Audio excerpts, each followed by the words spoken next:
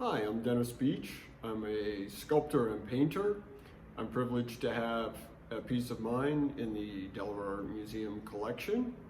It is drift number 19. It's a fairly large wall hanging sculpture. It is plywood and acrylic. It's quite wavy. You may have seen it.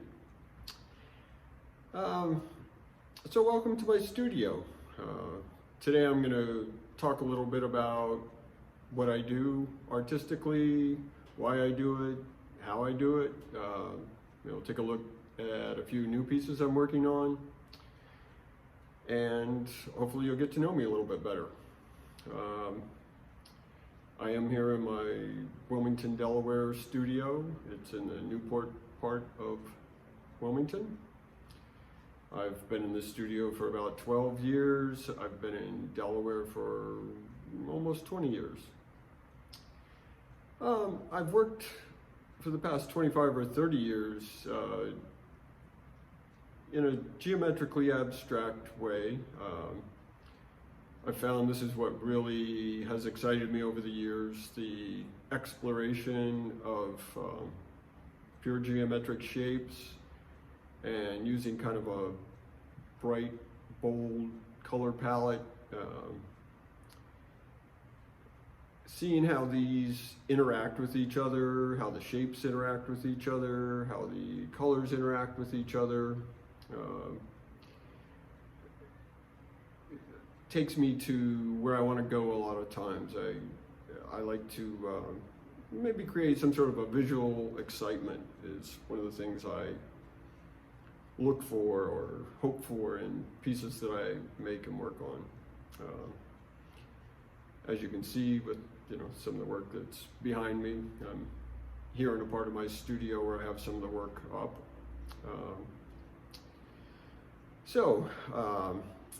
With that, I think we'll take a quick look around. Here's a little quick tour of the overall studio space, so you know where I'm working. This is sort of the gallery area in my newest space. As artists, we always need a place to put work up to reference, to see how it's working out. And this is a little more organized right now because I had a studio visit just a couple weeks ago for an upcoming show in the fall in Baltimore. I have 3 of these spaces. You can see the door into the next door space we'll go into in a minute. This is my cleanest space where I do maybe some light sanding, painting, and assembly. So some work tables here to work on things. Here's looking up towards the front, a relatively dust-free area. A lot of shelves to store stuff on. There's always too much stuff. And also any walls that are big enough I can keep pieces up on.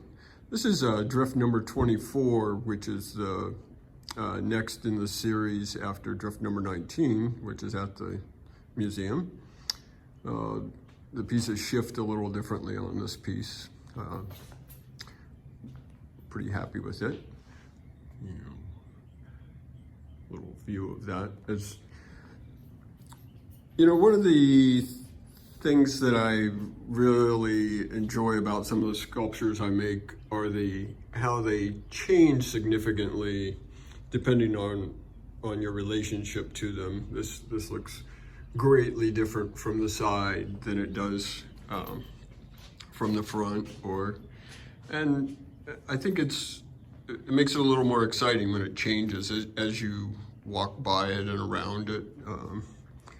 So one of my wedge pieces, which also works in the same kind of way. From the front, it's sort of a stripe painting, and then as you get next to it, it has a whole different look. So moving on from this space into what was my original space that I rented when I first moved in here 12 years ago was just this space. And this is where a lot of my woodworking equipment is. Once I realized how much space all the woodworking equipment took up, I kind of realized I didn't have anywhere to actually put things that I would make. Just a couple little work tables, and we'll come back and talk about that piece in a minute. Some things under construction. I have a little spray booth in there for, I don't do a lot of spraying, but some. And some wood storage and some other pieces. And again, another, up towards the front of this space, I have a little bit more wall space to, these are some recent black and white pieces that I've been working on. And some different things there. And we'll go over and take a look at the third part of the studio, which is a combination work area, a little display, a few more woodworking tools, sort of a sanding area, another table saw. You always need table saws, and clamps. We always need clamps, and of course, storage. And again, here's another project I'll talk about in a minute. And some drill presses and drills and other equipment. You know, and finding room to put things up, store things, you know, another wall here to put work up on, to look at. Some older and some newer pieces here. This is the front of this space. Some of my little bit smaller, more model size or maybe finished pieces of these hanging pieces. Some older pieces there, a couple experimental pieces. This guy's not spinning right now, but we'll get it spinning. You know, you need to get a little exercise sometimes, so we've got a bike here. So that's the breadth of the studio. You know, there's always sculptures and paintings stored. So that's the overall picture, and we'll talk about this piece a little bit right now. This is the newest piece that I'm working on here in the studio. And I'm going to use it to talk a little bit about my process, how I go from an idea to a finished piece, some of the steps along the way, how I'm using some new technology to actually cut out some of the pieces. That's been a bit of a game changer in the way, in things that I can make these days. So here we have the maquette or sculpture model that I work on first with a lot of sculptures. Here I can, several things that happen with a maquette. I can figure out how to actually put together or build something at a small scale. You know, I have the idea in my head, maybe a little bit of drawing, but quite often I work with physical pieces. And then, you know, once I figured out some of that construction and actually have it together and then can paint it, obviously I can, at this point, decide if it's really doing what I was hoping it was going to do visually or spatially. And in this case, I'm quite pleased with what's happening here. There's a really, I think, exciting interaction of the shapes and the colors. The repetitive rings are really, I think, doing quite a bit. I'll bring it up a little bit closer so that you can get a little better idea of what this is going to look like. So you'll be able to walk around it. Should be, you know, sitting on the ground. It's going to be about 5.5 feet tall. But the different things that happen from different angles, I think, are just really, really going to be a fun and exciting piece. You know, you look right through it there, and just all the different, you know, and also besides this way, you know, the height, depending on how it's displayed, you may see it from different heights or depending on how tall you are. So I think there's going to be a lot of visual excitement happening with this piece, which is, as I've said, it's something I aim for. So once the maquette is done, and of course another, I may not have mentioned, you know, a big reason for this also is the expense-wise. Making a full-size sculpture can be fairly expensive with materials and time, and so you want to have that kind of figured out in a more affordable way. And so I have moved on to, we have the full-size piece just about ready to be painted. It will go vertically, as I was showing it to you. This is just to work on it here on the table. So some of this new technology that I was talking about to make pieces, you know, I've had a whole shop full of band saws, table saws, jigsaws, lots of saws to cut out pieces, and you know, I've gotten good at how to cut them out and make jigs and things to make it go fairly efficiently. But in the past 3 or so years, I've moved into the, not that it's a brand new world, but it's a new world for me, the laser cutting and CNC router cutting, which is a computer controlled router.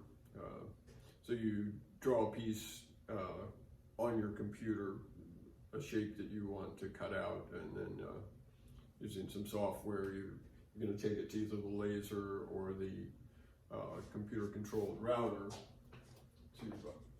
to cut it out. I make a lot of the same shapes for many of my sculptures and some of the paintings as well.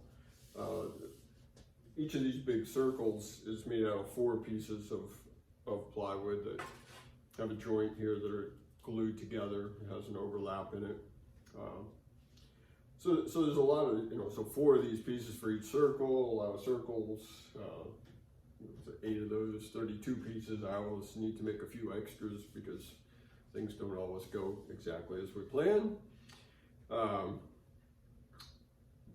But the repetition of just cutting out these individual pieces with this new technology, and so this equipment, let me point out, is not, I don't own it here in my studio, a little bit because of expense and also of space.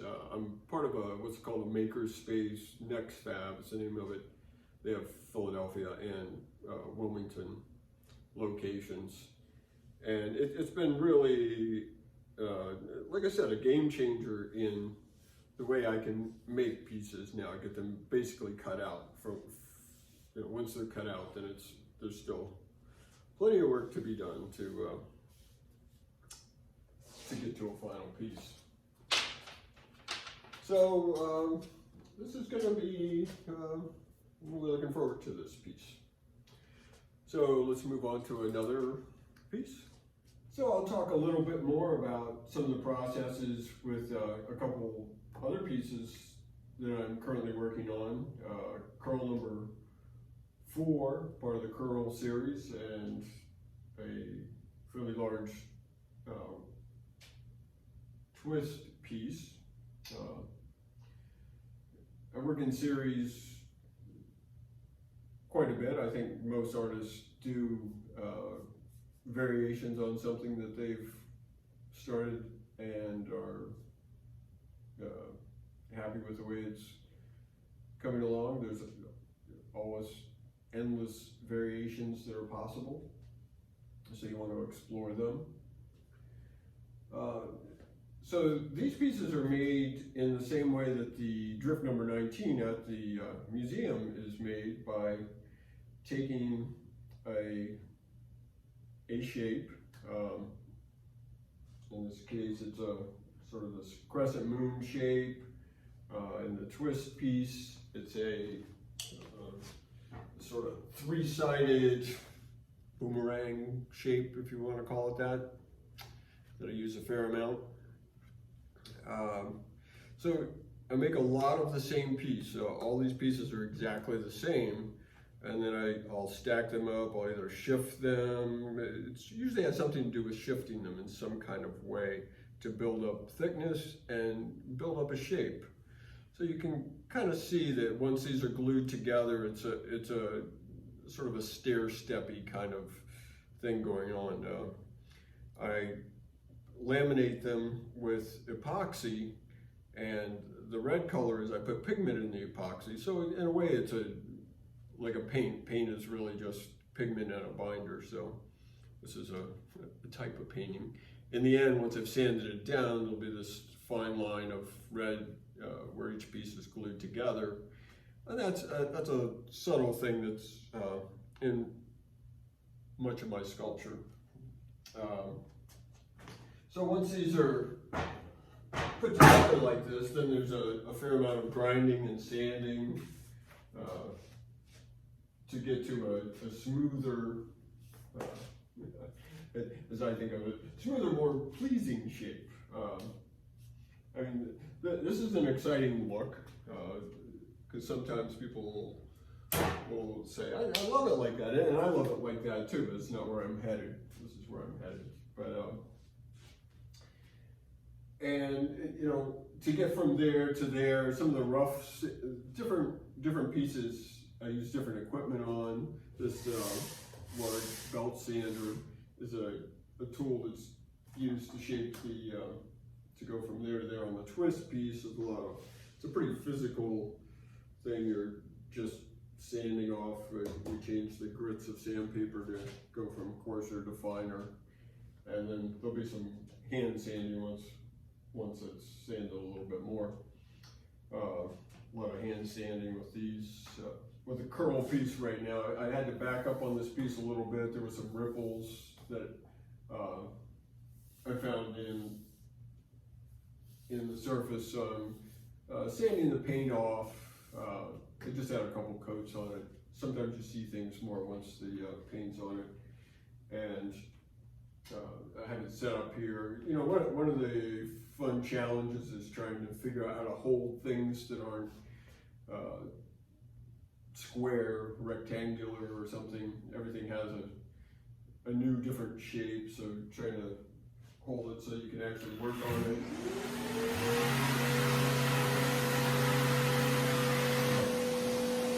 Gives you a little idea how things happen. So these are both coming along fairly well. This just needs a little bit of fine sanding, and then I actually wanted to change the way I painted it a little bit. So those are coming along quite well.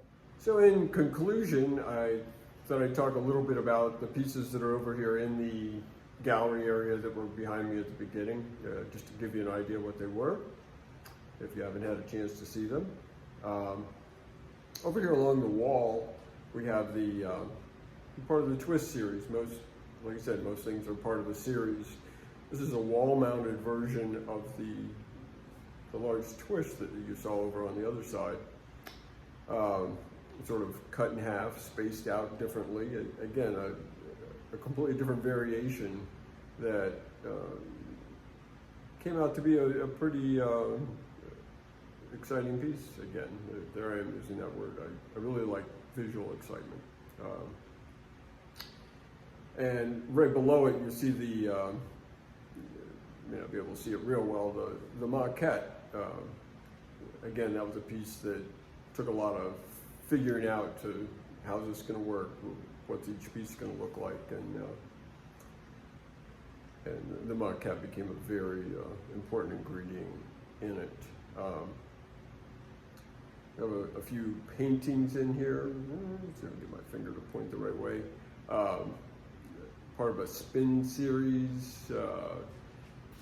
Anything that's just concentric circles are part of the spin series. There's another one here on the wall. An ongoing series, and this is a sculptural piece back here. But the hanging pieces that actually spin are called spins with an S on the end for the movement. There's some fans in here. They just take a little bit of air movement to actually move around in a very smooth. I have a certain number of kinetic pieces. This is certainly part of that movement. Down on the floor here we have a floor piece that right now the spinning pieces work well above it, but I'll walk back and talk about those a little bit. Hopefully you'll still be able to hear me from up there. So these four squares comprise a bigger piece, and I may make even more pieces to make this bigger. You may be able to walk on it, probably in your socks and not your street shoes. But that's an exciting piece. And, you know, just moving through all these pieces is really, it's kind of what keeps me going. The next piece, it's always a nice moment when you finish a piece and can just enjoy it and see if it's done some of the things that you were hoping it would do. And then that leads me to move on to the next piece, which there's always going to be a next piece. And, you know, speaking of new possible ways of doing things, I'm going to leave you with a completely new direction using the existing pieces. These hanging pieces that you see are acrylic. They're not plywood. It's a, you know, sometimes known as plexi. That's a brand. But and the way that the light transmits through them is very exciting. And one thing that I saw happening here in the mornings in my studio sometimes was the sunlight would come through and kind of project through them on the wall. So I've now started to experiment with that a little bit. And so I think I'm just going to change the lighting briefly and let you observe that for a brief period of time. And thanks for coming by.